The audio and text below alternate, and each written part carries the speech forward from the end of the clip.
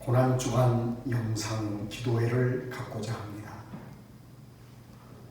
성경 말씀은 골로새서 3장 5절에서 6절입니다. 그러므로 땅에 있는 지체를 죽이라. 곧 음란과 부정과 사욕과 악한 정욕과 탐심이니 탐심은 우상 숭배니라. 이것들로 말미암아 하나님의 진노가 임하느니라. 아멘.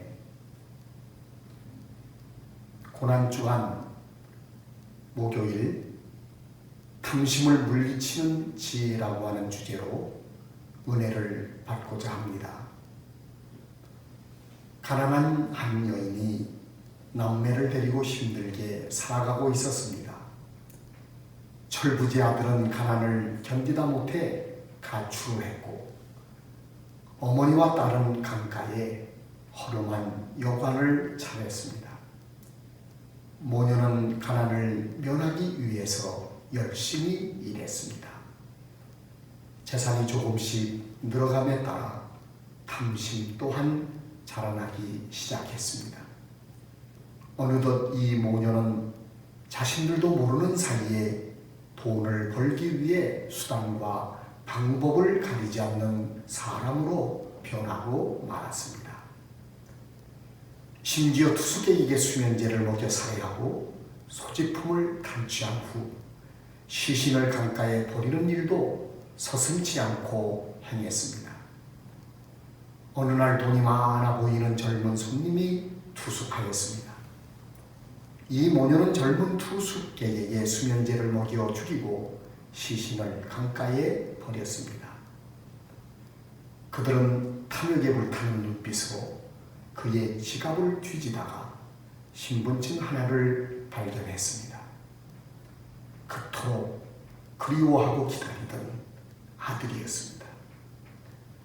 크게 성공하여 어머니와 누나를 만나러 고향에 찾아온 아들이었습니다.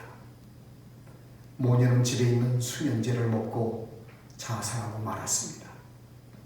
이 이야기는 프랑스 작가 알베르 까뮈의 소설 오해의 내용입니다.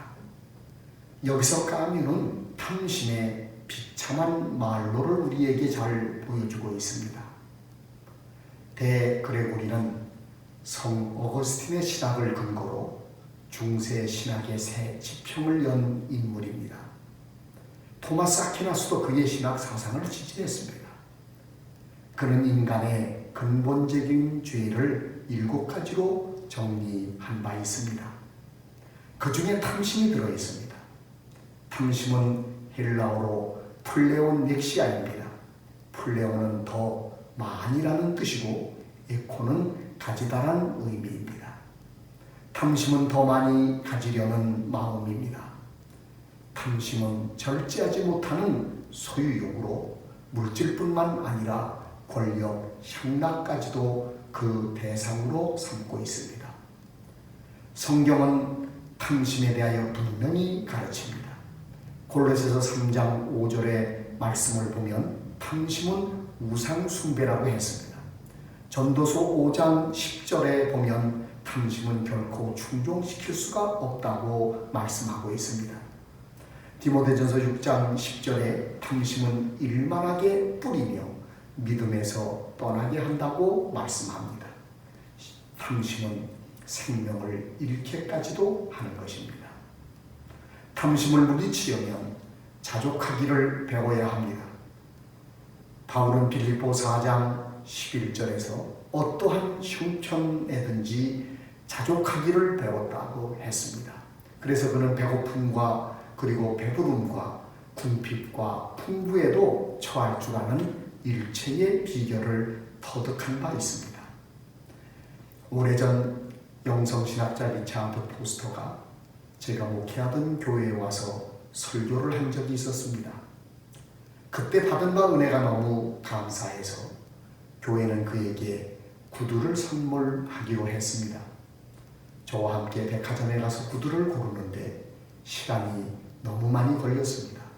그래서 마음에 드는 것이 없느냐고 물어보았습니다. 포스터는 저에게 이렇게 대답했습니다. 기독교인은 무엇인가를 소유하기 전에 하나님께서 이것을 기뻐하실까라는 질문을 꼭 해야 한다고 했습니다. 저는 이 짧은 이야기 속에서 자족의 의미를 배울 수가 있었습니다. 예수 그리스도 안에서 자족함은 탐심을 물리칠 수 있는 길입니다. 기도하겠습니다.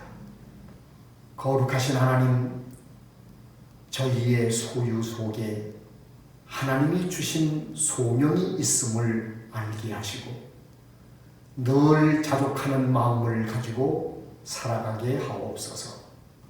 예수 그리스도의 이름으로 기도합니다.